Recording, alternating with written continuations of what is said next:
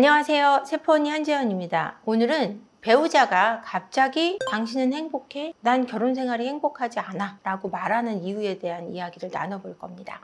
행복하지 않다라는 말을 갑자기 배우자가 물어보잖아요. 우리 여러분들 같은 경우 괜찮았던 부부관계 속에서 난 행복해. 난 당신한테 항상 고마워 라고 대답을 했을 때 배우자가 나는 행복하지 않아 라고 나오는 경우가 종종 있습니다. 이거는 가정이 깨지는 소리인데요. 이 이유는 거의 95% 이상 바람이 났을 때 하는 얘기입니다. 물론 정상적으로 대화를 나누기 위해서 나 행복하지 않은데 우리 방법을 찾아볼까? 이렇게 얘기할 수는 있죠. 이건 바람이 난 케이스가 아니죠. 근데 난 행복하지 않아. 난 집에서 나가야 되겠어. 그건 외도를 하고 있을 확률이 굉장히 높습니다. 제가 이런 얘기를 왜 드리냐면 제가 내담자분들에게 실제로 들은 사례들이고 그렇게 해서 외도를 해서 가정이 깨진 사례를 제가 많이 알고 있기 때문이죠. 젊은 신혼부부의 아내가 어느 날 남편에게 공원으로 나오라고 이야기합니다. 결혼한 지 2년쯤 됐을까요? 남편에게 갑자기 나는 행복하지 않아. 당신은 결혼 생활이 행복해? 라고 시비를 겁니다. 기분 나쁘게. 그러면서 나는 이 결혼에 대해서 다시 생각하고 싶어 라고 말을 하고 남편은 내가 행복하게 해줄게, 다시 노력할게 라는 대화로 마무리를 하지만 얼마 지나지 않아 남편이 아내의 핸드폰을 보자 그 핸드폰에는 상간남과 서로 이혼을 준비해서 이혼을 하고 서로 합치자는 얘기를 주고받은 걸 보게 됩니다. 밑밥을 깔았다. 이제 헤어질 시비를 걸어놨다. 당신은 어떻게 할 거냐? 언제 이혼할 거냐? 서로 이렇게 해서 올 가을쯤은 우리가 식을 올리자. 이런 식의 대화가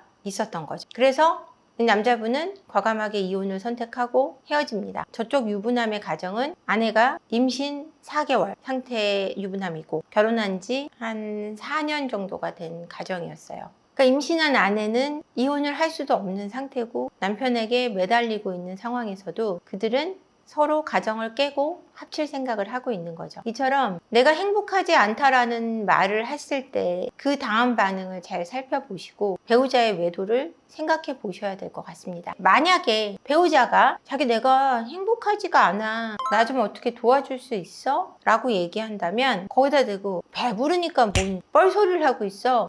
책이라도 읽어. 이렇게 얘기하는 게 보통 중년 남자들의 대화 방식인데 이렇게 하시면은 대화가 산으로 가고요. 대화가 산으로 가지 않게 하기 위해서는 아내가 행복하지 않다 그러면 반영을 좀 해주셔야 돼요. 당신 행복하지 않구나. 왜 행복하지 않아? 내가 도와줄 수 있는 건 없어 라고 얘기를 하셔야 돼요. 왜냐하면 내가 우울하고 행복하지 않아 라고 얘기했을 때의 가장 높은 가능성은 아내나 남편의 우울증에 있을 수 있기 때문이에요. 그래서 아내의 우울증일 때 일단 남편의 공감 없이는 병원의 치료를 받기도 어려워요. 내가 아프다는 걸 남편이 알아주고 내가 불행한 거에 대해서 남편이 관심을 가져준다는 것이 첫 번째 치료가 될 수 있고요. 그 다음 치료로 나아갈 수 있는 힘을 줄 수 있습니다. 근데 거기다 대고 면박이나 주고 배부르고 먹고 살만 하니까 헛소리하고 있다고 이렇게 대답을 해버리면 아내나 남편이나 갈 곳이 없어지고 그게 외도로 이어지거나 또는 더 깊은 우울증으로 가게 하기 때문이죠.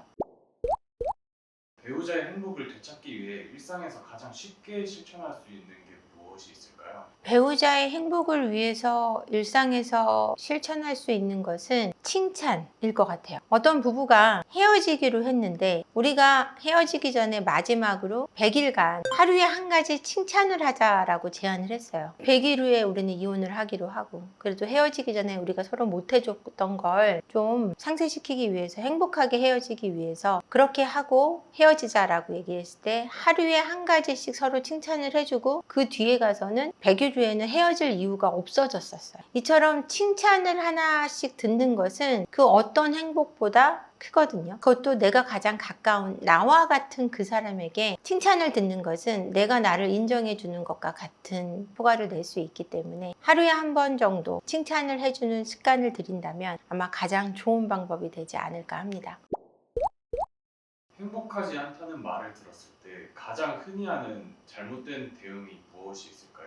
아까도 말씀드렸지만 나 행복하지 않아 라고 얘기하면 네가 걱정거리가 없어서 그래. 네가 밥 먹고 살만하니까 행복이니 뭐니 하는 거지. 네가 정신없이 바빠봐라. 네가 그리고 고민거리가 많아봐라. 네가 진짜 걱정할 게 있어봐. 지금 행복하지 않다는 말이 나오는지. 이처럼 아내의 미세한 우울증의 반응을 전혀 공감해주지 않는 대화가 가장 나쁠 것 같아요. 그러니까 제가 아까도 말씀드렸지만 행복하지 않구나, 왜 그래? 왜 행복하지 않을까? 나한테 말해줘봐 라는 작은 관심이 그 다음으로 나아갈 수 있는 힘을 준다는 걸 잊지 않으셨으면 좋겠습니다. 마지막으로 부부가 함께 할 수 있는 행복도 리셋 루틴 3단계를 추천해 주실 수 있나요? 행복도 리셋 루틴 3단계는 생각보다 간단해요. 그러니까 늘 얘기하잖아요. 긍정적으로 생각하라 라고 얘기해서 긍정적인 감정을 경험하셔야 되고요. 또 그 경험하기 위한 방법으로는 감사하는 마음 갖기가 있어요. 좋아하는 활동도 하고 긍정적인 생각을 유지해야 되는데 생각이 내 맘대로 되지 않는다라고 생각하시는데 그 안에서 가장 실천할 수 있는 것은 감사하는 마음 갖기예요. 그러니까 제가 가정적으로 가장 힘들었을 때, 남편과의 관계에서 문제가 생겼을 때, 여러분들 이제 다 아시지만 그 과정을 제가 1년 반, 2년을 겪으면서 매일 했던 것이 아이들의 무탈함에 대한, 건강함에 대한 감사였거든요.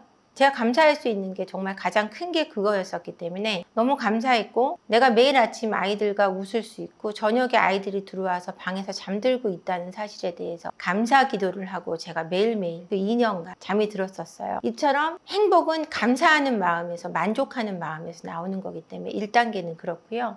두 번째는 스트레스 관리하기예요. 스트레스 관리를 어떻게 하냐? 뭐 재밌는 만화를 보셔도 좋고, 가장 좋은 건 운동이겠죠. 운동을 하고 땀을 흘림으로 해서 굉장히 많은 스트레스가 해소가 되기 때문에요. 운동을 하면 몸이 힘들기 때문에 그 힘든 가운데서 스트레스가 잊혀지는 거예요. 생각을 좀 멈출 수가 있죠. 이렇게 스트레스 관리를 해주는 게 2단계일 수 있고요. 세 번째가 사회적 관계를 다져주는 것입니다. 사회적 관계를 다져준다는 것은 친구를 만나거나 아니면 모임을 나간다거나 나 외에 다른 사람과의 관계를 더 돈독히 하는 것이 있습니다. 인간을 행복하게 하는 것이 많은 것들이 있는데 결국은 사람이 가장 사람을 행복하게 할 수 있습니다. 그 사람이 물론 내 안에 내가 가장 중요한 부분이긴 하지만 다른 사람과의 관계에서도 여러분들의 행복을 높일 수 있다는 얘기죠. 배우자가 갑자기 행복하지 않다고 하는 이유가 구체적인 대응 방향을 얘기하거나 아니면 함께 가기 위한 방법을 얘기하는 게 아닌 이상은 그 배우자의 외도를 생각하셔야 되고, 그것이 굉장히 가정이 깨지는 처음 시초입니다. 그래서 그것을 무심히 넘기지 마시고 행복하지 않다고 할 때 방법을 찾으셔야 돼요. 가정은 여러분 굉장히 소중합니다. 모든 사람의 심리에는 내 가정을 행복하게 꾸리고자 하는 욕구가 있습니다. 어릴 적에 불완전했던 내 가정에 대한 완전한 가정을 꿈꾸는 그 심리가 굉장히 깊이 모두에게 숨겨져 있다는 것을 알고 계셔야 하고요. 그걸 위해서 여러분 끝까지 노력하시기를